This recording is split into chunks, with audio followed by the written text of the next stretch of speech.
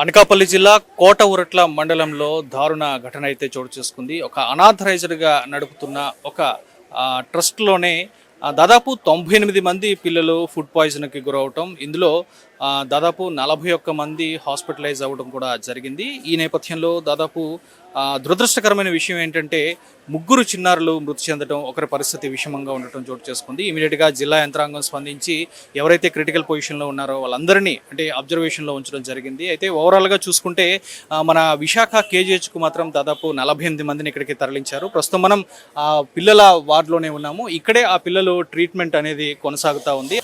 మనతో పాటు ఆంధ్ర రాష్ట్ర చైల్డ్ రైట్స్ కమిషన్ మెంబర్ గుండు సీతారాం ఉన్నారు. ఆయన అడిగి మరిన్ని వివరాలు అడిగి తెలుసుకుందాం. అసలు ఎలా ఉంది పిల్లల పరిస్థితి, ప్రజెంట్ ఎలా ట్రీట్మెంట్ అనేది కొనసాగుతుంది?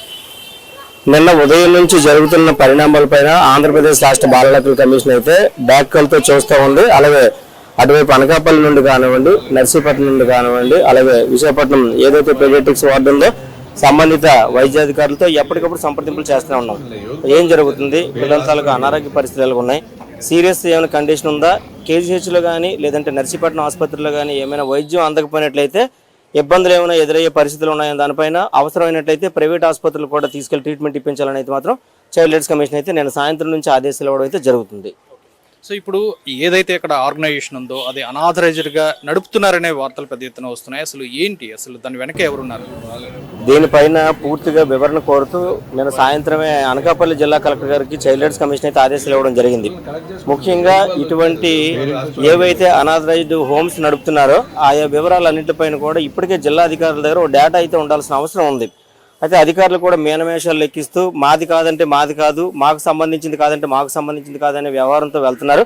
దీనిపైన చైల్డ్ రైట్స్ కమిషన్ కూడా సీరియస్గా ఉంది. ఈ పైన అంటే ప్రివెంటివ్గా మేమైతే ఆలోచన చేస్తున్నాం. జరిగిపోయిన తర్వాత ప్రివెంట్ అని కాకుండా ముందస్తుగానే మేము ఒక సిస్టమ్ను ఒకటి అలవాటు చేసుకొని ఆ సిస్టమ్ ప్రకారం వెళ్ళాలని ఆలోచనతో ఉన్నాం. దానిపైన కూడా పూర్తిగా ప్రభుత్వానికి కూడా స్పష్టమైన ఆదేశాలు ఇవ్వడానికి కూడా మేము సిద్ధంగా ఉన్నాం. ట్రైబల్స్ ఏరియాలో పిల్లల్ని తీసుకొచ్చి అక్కడ అనాథరైజ్డ్గా నడపాల్సిన అవసరం ఏంటి, అసలు వాళ్ళు మోటో ఏమని అనుకుంటున్నారు? తల్లిదండ్రుల దగ్గర నుంచి కానీ లేదంటే వాళ్ళ తాలూకు రక్త సంబంధికుల నుంచి కానీ కొంత సమాచారం సేకరించే పరిస్థితిని చైల్డ్ రైట్స్ కమిషన్ అయితే ఉన్నప్పుడు కూడా తల్లిదండ్రుల దగ్గర నుంచి పూర్తి సమాచారం అయితే రావడం లేదు. వాళ్ళు ఏమంటారంటే మేము ఎలాగా అటవీ ప్రాంతాల్లో ఉన్నాం, చదువు సాములు లేకుండా ఉన్నాం కాబట్టి మా పిల్లలైనా బాగుపడతారనే ఉద్దేశంతో మిడిమిడి జ్ఞానంతో వాళ్ళ పిల్లల్ని ఏదైతే పర్మిషన్ లేని హోమ్లు ఉన్నాయో వాటిలన్నీ చేర్పిస్తున్నట్టయితే వాళ్ళు చెప్తున్న మాటలు బట్టి అర్థమవుతుంది. వీళ్ళందరూ కూడా అవగాహన కల్పించేందుకు రాష్ట్ర బాలల హక్కుల కమిషన్ అయితే అన్ని జిల్లాల కలెక్టర్లు కానివ్వండి, అన్ని జిల్లాల ఎస్పీలు కానివ్వండి స్పష్టంగా ఆదేశాలు ఇవ్వడంతో పాటు అవగాహన కార్యక్రమాలు చేయాలని చెప్పి ఆయా సంబంధిత ఐసిడిఎస్ పీడీలు కూడా సూచనలు అయితే చేయడం జరుగుతుంది. అంటే అక్కడ యాక్టివిటీస్ ఏ విధంగా ఉంటాయి పిల్లలకంటే, అక్కడ ఏం నడుపుతున్నారు అసలు?